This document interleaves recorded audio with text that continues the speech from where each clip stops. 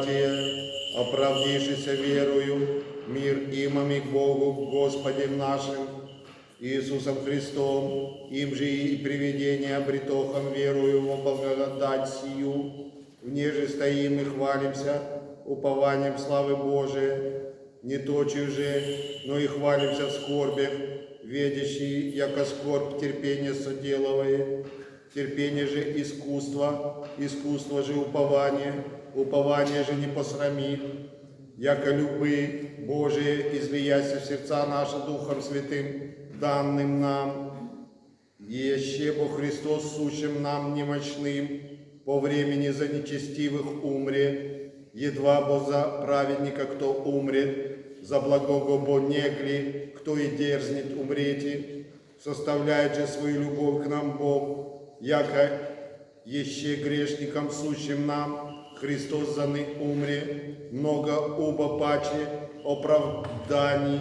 бывши ныне кровью Его, спасемся им от гнева, аще бы в рази бывший примирихомся Богу, смертью Сына Его, множе и паче примирившийся, спасемся в животе Его. Братья, вы есте тело Христово и уди отчасти, и овы оба положи Бог в церкви, первые апостолы, второе пророки, третьи учители, потом же силы, даже дарование исцелений, заступление правления, роди языков, еда все апостолы, еда все пророки, еда все учители, еда все силы, еда все дарования имут исцелений, еда все языки глаголят, еда все сказуют. Ревнуйте же дарований больших, и еще по превосхождению путь вам показую, аще языки человеческими глаголю и ангельскими любви же не имам, бых яко медь звенящий или кивал звяцаяй, и аще имам пророчества и вем тайны вся, и весь разум, и аще имам всю веру, яко и горы представляте, любви же не имам ничто же есть, и аще раздамся имение моя, и аще предам тело мое, воеже сжечие, любви же не имам, никакая польза ми есть, любые долготерпит, милосердствует, любые не завидит, любые не превозносится, не гордится, не бесчинствует, не ищет своя си, не раздражается, не мыслит зла, не радуется о неправде, радуется же о истины, вся любит, всему веру емлет, вся уповает, вся терпит, любы николи же отпадает. Lecture de la première épître du saint apôtre Paul aux Corinthiens. Frères, vous êtes le corps du Christ, vous êtes ses membres, chacun pour sa part. Et ces membres, Dieu les a établis dans l'Église, d'abord comme apôtres, en second lieu comme prophètes, troisièmement comme docteurs. Ensuite vient le pouvoir des miracles, puis le don de guérir, d'assister, de gouverner, de parler diverses langues.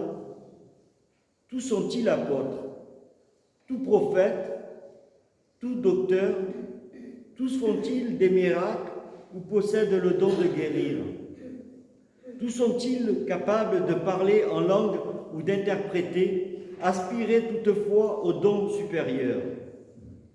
Bien plus, je vais vous indiquer un moyen de les surpasser. Quand je parlerai la langue des hommes et des anges, si je n'ai pas la charité, je suis un harin sonore, une cymbale qui retentit.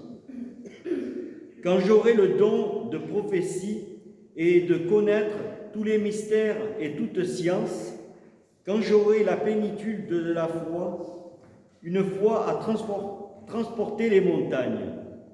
Si je n'ai pas la charité, je ne suis rien. Quand je distribuerai tous mes biens en aumône, quand je livrerai mon corps aux flammes, si je n'ai pas la charité, cela ne sert à rien. La charité est patiente, Elle est pleine de bonté. La charité n'est pas envieuse. La charité ne se vante pas. Elle s'enfle pas d'orgueil. Elle ne fait rien d'inconvenant, ne cherche pas son intérêt, ne s'irrite pas, ne tient pas compte du mal. Elle n'aime pas l'injustice, mais se réjouit de la vérité. Elle excuse tout, elle croit tout, elle espère tout, elle supporte tout. La charité jamais ne passera. Мир вам, читающим, первым. И Духове Твоему. Аллилуйя, аллилуйя, аллилуйя.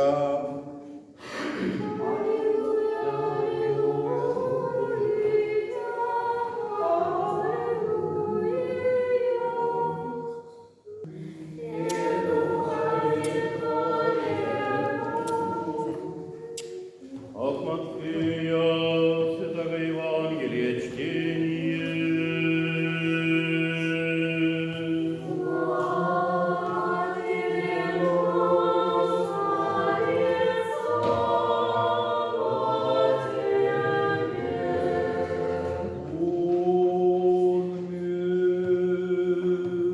Речи Господь, светильник телу есть око, ащо будет око Твое просто, все тело Твое светло будет, аще ли око Твое лукаво будет, все тело Твое темно будет, аще во свет, иже в теле тьма есть, то тьма кальми, никто не может двумя господинам работать.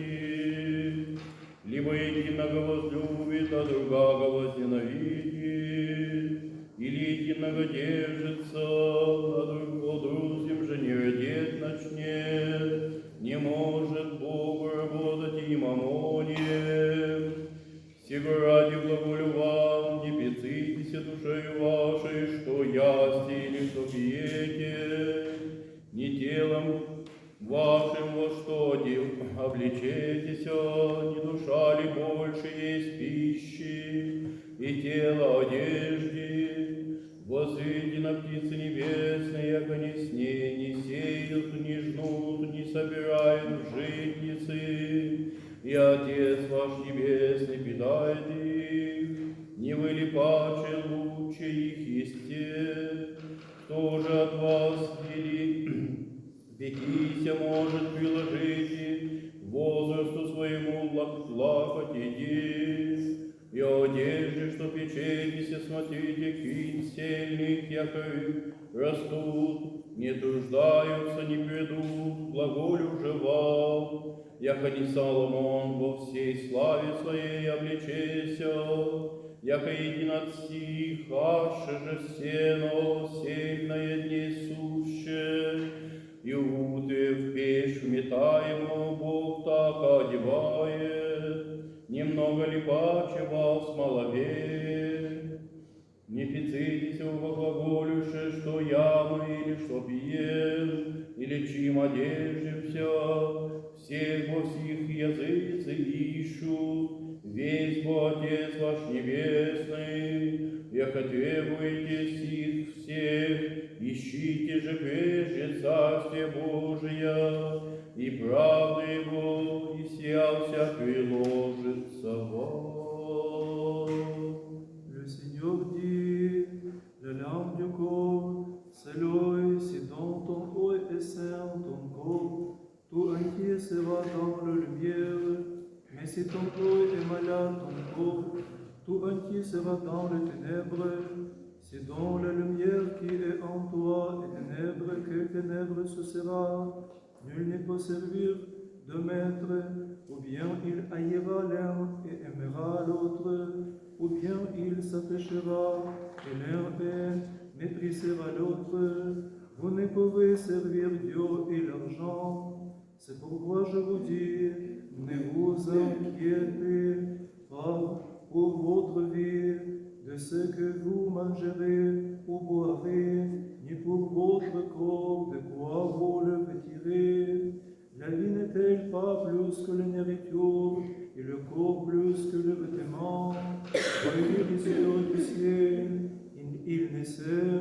ni ne maçon, ni ne recueille dans le grenier, et votre Père céleste les nourrit. Ne valez-vous pas beaucoup plus que d'entre vous d'ailleurs tous, à force de ceci, ajouter un cadet à la longue jour de sa vie? Et directement pourquoi vous inquiétez, observez le lit des champs, comme ils poussent, ils ne tiennent ni ne filent. Or je vous dis que Salomon, lui-même dans toute sa gloire, n'a pas été vêtu comme l'un d'eux. Et si Dieu revêt de la sorte l'herbe des champs qui pousse aujourd'hui, et demain sera jeté au feu, ne fera-t-il pas bien plus pour vous, gens de peu de foi? Ne soyez donc pas en souci, ne dites pas que mangerons-nous, que boirons-nous, ou de quoi serons-nous vêtus. Ce sont là toutes choses que recherchent les païens. Votre Père céleste sait bien que vous en avez besoin. Cherchez d'abord le royaume de Dieu et sa justice, et tout cela vous sera donné par sous croix. Временно призва Иисусу понадесят ученики своя, даде им власть на дух их нечистых, ягода изгонят их, исцелите всяк недуг и всякую болезнь. Сия оба надесят посла Иисус, заповедай им глаголя, на путь язык не идите, и во град самарянский не внидите. Идите же паче по всем погибшим дому Израилева, ходяще же проповедуйте глаголюще, яко приближится Царствие Небесное, боляще исцеляйте, прокаженные очищайте, мертвые воскрешайте, бесы изгоняйте, ту не приясьте, ту не дадите. En ce temps-là, tels sont les douze que Jésus envoya leur faisant ses recommandations. Ne prenez pas le chemin des païens et n'entrez pas dans une ville des Samaritains. Allez plutôt vers les brebis perdues de la maison d'Israël. Chemin faisant, proclamez qu'il approche le royaume des cieux. Guérissez les malades, purifiez les lépreux, ressuscitez les morts et chassez les démons. Vous avez reçu gratuitement, donnez gratuitement.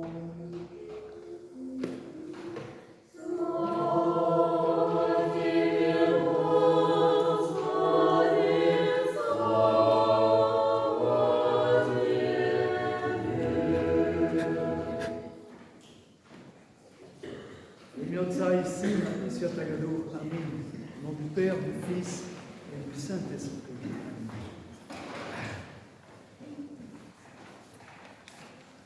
Terrible, comme souvent, le début des paroles des évangiles. Et aujourd'hui, notre évangile commence par « Les yeux sont une lampe pour le corps. » Les yeux sont une lampe pour le corps. Si donc tes yeux sont en bon état, ton corps entier sera dans la lumière. Mais si tes yeux sont malades, tout ton corps sera plongé dans l'obscurité. Je vais faire une parenthèse d'ailleurs au sujet des yeux. Vous savez que, encore une fois, je le répète, vous trouvez d'excellentes homélies sur Internet, chez les très bons prédicateurs. Nous, qu'est-ce qu'on peut rajouter? Peut-être souligner des points particuliers qu'on ne trouve peut-être pas à droite et à gauche. Eh bien, souvenez-vous que les yeux sont, comme certaines terminaisons du corps, un résumé de tout le corps. Par les yeux, on peut connaître, ça a donné naissance à certaines sciences comme l'iridologie, etc., par la plante du pied aussi. Les yeux sont aussi le résumé de tout le corps. Alors, c'est toute l'importance, ça souligne toute l'importance des yeux. Et ce que nous dit l'Évangile, c'est par tes yeux que passe l'information qui va assainir ton corps ou le rendre malade. Ça veut dire, ce que nous dit cet évangile, ça veut dire, sois attentif et fais attention à qui tu donnes ton attention. Et ça, ton attention, à qui tu donnes ton attention? Ton attention, elle passe par les yeux. Si tu donnes ton attention aux saintes icônes, ton corps sera rempli du souvenir de ces icônes, de leur prouesse, de la vie des saints. Si tu donnes ton attention, il faut que je traduise, si tu donnes ton attention aux réseaux sociaux, qui va te nourrir? Tu vas être le réceptacle et tu vas être la maison de qui? De Hierona, de tout ce qu'on voit sur de toute la saleté du monde, de toute la vanité du monde, de toute l'impuissance du monde. Autrement dit, si ton œil est malade, quand j'entends l'évangile aujourd'hui, si ton œil est malade, c'est-à-dire si tu es malade de scrolite, alors il faut faire attention, te faire des soucis et te reprendre. Et cet évangile nous rappelle, ça c'est le préliminaire, et il nous dit combien dans notre imitation, souvent, nous sommes inquiets et nous nous fourvoyons, nous inquiétons pour beaucoup de choses qui sont superficielles. Et nous n'allons pas au fond de notre réflexion, nous n'allons pas au fond de notre foi. Il nous rappelle cette parabole du 10 des champs qui mine fil, binatis, et qui est plus joliment habillé que n'a jamais été le plus grand roi qui ait existé, c'est-à-dire le roi Salomon. Il nous rappelle la perfection de la nature qui est dans les mains de Dieu, qui a tout prévu. À plus forte raison, pourquoi n'aurait-il pas prévu tout ce qui est nécessaire à celui qu'il a mis au centre de cette nature qui est parfaitement créée, composée, c'est-à-dire l'homme. L'homme est au centre de la nature. Souvenez-vous, le 6e jour, le Créateur parfait la création, mettant l'homme au centre du paradis terrestre, au centre de la création. Alors comment peut-il si bien prendre soin de toute cette création? Nous voyons ces fleurs si magnifiques, ces oiseaux extraordinaires, à qui il donne la pitance tous les jours, à qui il donne la ration de ce qu'il leur faut chaque jour. Et pourquoi ne donnerait-il pas à l'homme qui en est le centre ce qu'il faut nécessaire également? Et c'est ce que nous recevons d'ailleurs, si nous oublions de penser à nous-mêmes, et si nous arrêtons de penser que c'est seulement par nous-mêmes, en bon rationaliste, matérialiste, que nous allons recevoir ce qu'il nous faut pour manger, ce qu'il nous faut pour nous loger. Le Seigneur a tout prévu. De toutes ces choses, les païens s'en préoccupent sans cesse. Votre Père qui est aux cieux, c'est ce dont vous avez besoin. Toutes les choses dont vous avez besoin vous seront données en surplus si vous arrêtez de penser exclusivement à ces choses. C'est ça qui veut dire on ne peut pas servir Dieu et Mammon, on ne peut pas servir Dieu et l'argent. Ça ne veut pas dire, encore une parenthèse, on l'a souvent fait cette parenthèse, mais il est toujours nécessaire de la rappeler, c'est que ce n'est pas l'argent en soi qui motive, c'est de s'occuper de l'argent comme d'un Dieu. C'est notre relation à l'argent. Nous avons des familles, nous avons des devoirs, des obligations à remplir, et dans le monde d'aujourd'hui, nous avons besoin de ce moyen qui est l'argent. Mais ce moyen ne doit pas devenir notre seul but et être dans notre vie comme un Dieu que nous servons et devant lequel nous cédons tout. Non, nous devons servir Dieu. C'est Dieu lui-même qui nous donne tous les moyens. C'est Dieu lui-même qui nous donne, si nous servons, les moyens nécessaires, même en argent financier, pour remplir nos obligations, remplir nos devoirs, remplir notre mission pour laquelle il nous attend, car chacun de nous a une mission et un talent particulier que nous avons. Cet évangile reprend ce dicton immémorial qu'on trouve dans toutes les traditions. Si tu veux mettre de l'ordre dans ton royaume, commence par en mettre dans ta province. Si tu veux mettre de l'ordre dans ta province, commence par en mettre dans ton château, si tu veux, dans ton palais. Si tu veux mettre de l'ordre dans ton palais, commence par en mettre en toi-même. Et lorsque tu auras mis de l'ordre en toi-même, tout le reste viendra de surcroît. C'est ce que nous dit cet évangile. N'oubliez pas Dieu. Souviens-toi de Dieu. Et tout le reste sera facile et viendra de surcroît. Le deuxième évangile que nous avons entendu se rapporte à la fête que nous célébrons aujourd'hui et que nous pouvons célébrer devant les reliques, les saintes reliques des deux grands saints martyrs que nous célébrons aujourd'hui, Côme et Damien. Saint Côme et Saint Damien, priez pour nous. Saint Côme et Saint Damien, martyrs du début du IVe siècle, et et dont nous avons les reliques grâce à notre frère Nicolas, et que nous remercions de nous abreuver de toutes ces reliques qui nous aident beaucoup et qui nous apportent beaucoup. Saint Côme et Damien, on les appelle les saints, vous le savez, à c'est-à-dire les saints qui soignaient, ça veut dire ce sont des saints qui soignaient sans demander d'argent. Vous voyez, c'est l'illustration de ce qui vient d'être dit. Eux ne s'acharnaient pas à faire de la médecine pour gagner de l'argent et pour pouvoir vivre. Eux avaient tous les moyens de vie, le Seigneur leur donnait les moyens de vie qui convenaient à tous les moments, et eux-mêmes soignaient sans rémunération, sans prendre d'argent. Les saints, les grands saints comme les Damien. Vous avez reçu gratuitement, nous dit l'Évangile, tout n'est pas tout n'est d'additif, vous avez reçu gratuitement, donné gratuitement. L'homme est un véhicule de la grâce. Vous recevez gratuitement, donnez gratuitement. L'homme est un véhicule de la grâce, c'est un vase d'élection de la grâce. Et il n'est pas destiné soit à la retenir pour soi et à faire oublier de tous, soit à la perdre, de la disperser, comme nous le disions dimanche dernier, dans les sables, et qu'elle soit de telle sorte qu'elle soit perdue pour tout le monde. Vous avez reçu, donnez, ce n'est pas pour rien. Vous avez reçu la vie, donnez-la, ce n'est pas pour rien. Vous avez reçu les talents, utilisez-les.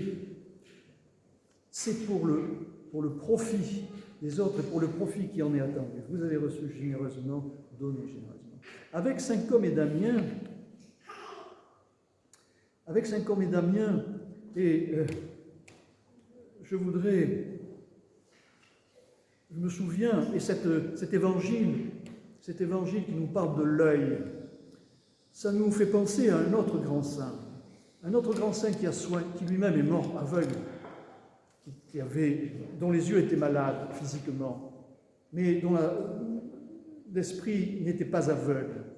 Je veux parler du saint grand Luc de Saint-Phéropol, qui est un saint non pas du 3e, 4e siècle, mais un saint contemporain. Saint Luc est mort il y a à peine 50 ans, et ses reliques ont été trouvées intactes. Il a fait beaucoup de miracles, Saint Luc de Saint-Phéropol, médecin comme Saint Côme et Damien, et qui a soigné des milliers de gens sans prendre un centime, sans prendre un rouble. Saint Biesrebenik-Toj. Voilà aussi un grand saint aujourd'hui dont nous devons nous souvenir et qui nous dit quelque chose. Qui nous dit quelque chose de particulier. C'est pourquoi, merci Seigneur, cette providence qui associe Saint Luc et Saint Côme et Damien pour nous dire quelque chose, c'est-à-dire nous parler de la patience. À propos de la sainteté à laquelle nous sommes appelés, que chacun qui a reçu son talent développe son talent. Le développement du talent ne se fait pas en un jour. Côme et Damien ne sont pas nés saints. Et la vie de Saint Luc nous le montre. Saint Luc n'est pas né saint. Il était très loin de ça. Et les choses se font petit à petit. D'abord par son épouse, croyante qu'il a amenée à la foi. Ensuite par la pratique. Ensuite par tellement de pratiques des malheurs, tellement d'humanité qui débordait, dont il jaillissait. Et puis petit à petit par la pratique de la prière, par la pratique des sacrements, par la pratique de tout ce qu'enseigne l'Église et le don de soi. Petit à petit, l'ancien Valentin s'est transformé. Petit à petit, il est devenu ce qu'il est. Il est devenu saint, avec patience. Et ça, c'est une leçon pour nous, parce que certains aimeraient être grand, beau, fort, saint, bien sûr, nous le souhaitons tous, et je vous le souhaite, je nous le souhaite à tous, et c'est ce à quoi nous devons tendre. Mais il ne faut pas rejeter ce désir et cette aspiration dans les oubliettes de la mémoire en pensant « Oh, mais c'est pas pour moi, c'est tellement difficile, c'est loin, et puis moi, j'ai mon métier qui me prend beaucoup, il faut payer les traites de la voiture, je suis occupé, je fais du social, que sais-je encore d'occupations souvent dignes. » Mais en fonction de tout cela, on a tendance à se dire, bon, c'est bien, c'est beau, mais c'est pas pour moi. Faux. Erreur. Erreur. C'est pour vous. C'est pour nous, pour chacun de nous. Et d'une façon qui ne va pas arriver comme ça, d'un coup. Toc, toc, toc, bonjour, voilà, je suis ton nouvel état.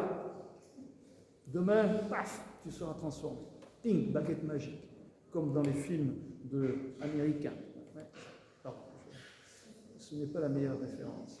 Non, c'est petit à petit, c'est par nos rencontres, c'est par la pratique de notre religion, c'est par la pratique de la prière, c'est par la méditation, c'est par la prière, c'est par la pratique des sacrements, petit à petit.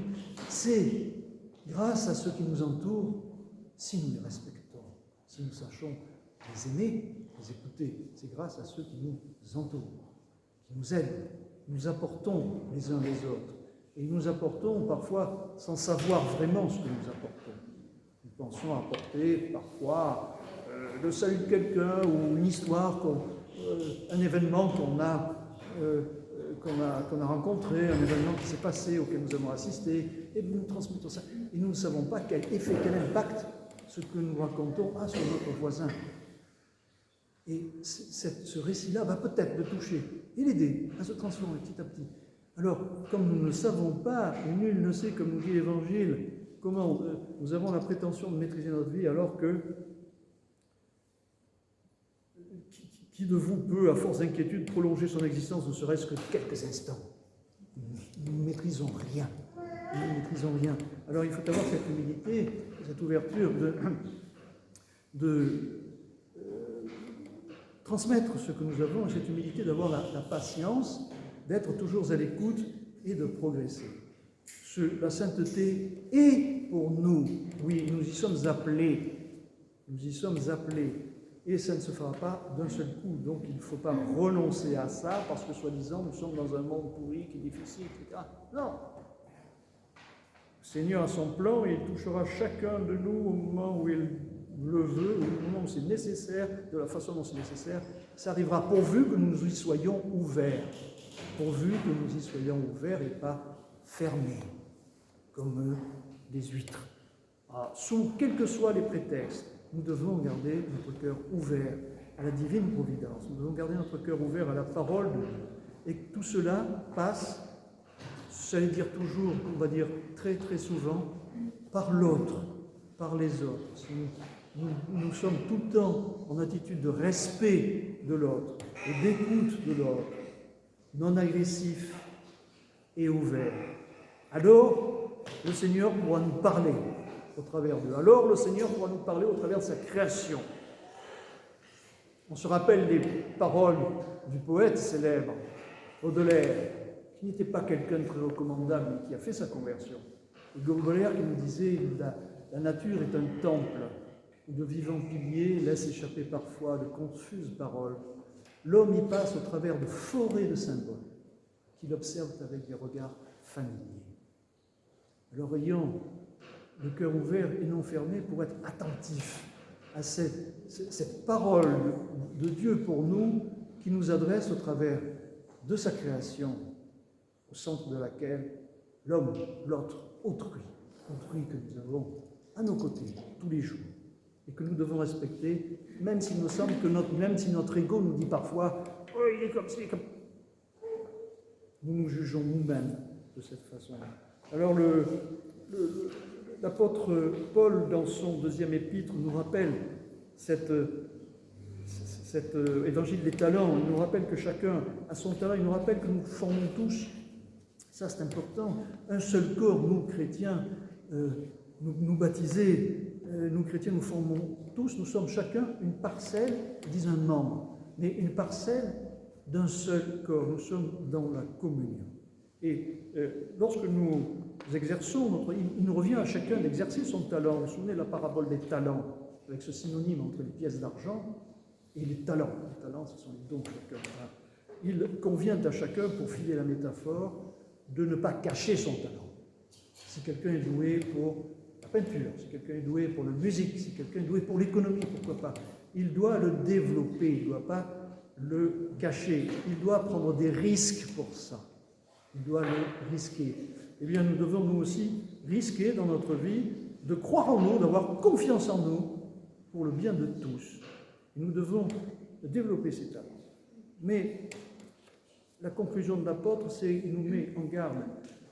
Si ce que nous le faisons par routine ou par intérêt personnel, ça ne sert à rien si nous n'avons pas l'amour. Si ce que nous faisons, nous ne le faisons pas dans la conscience de la communauté que nous formons, dans la conscience de l'autre, dans l'attention à l'autre et dans l'ouverture à l'autre.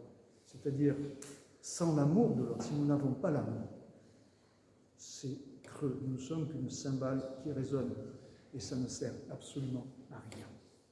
Et l'apôtre conclut, et l'amour n'aura pas de fin. Les prophéties cesseront, les langues inconnues prendront fin, le savoir particulier cessera, mais l'amour n'aura pas de fin. Alors voilà ce dont il faut se souvenir, comme nos saints prédécesseurs, Saint Côme et Damien et Saint Luc de Saint-Phéropol et tous les autres saints à l'Argir, de souvenir que l'amour est le début du monde. Et l'amour, c'est aussi la fin, le but de la destinée et le but du monde. Aimez-vous les uns les autres.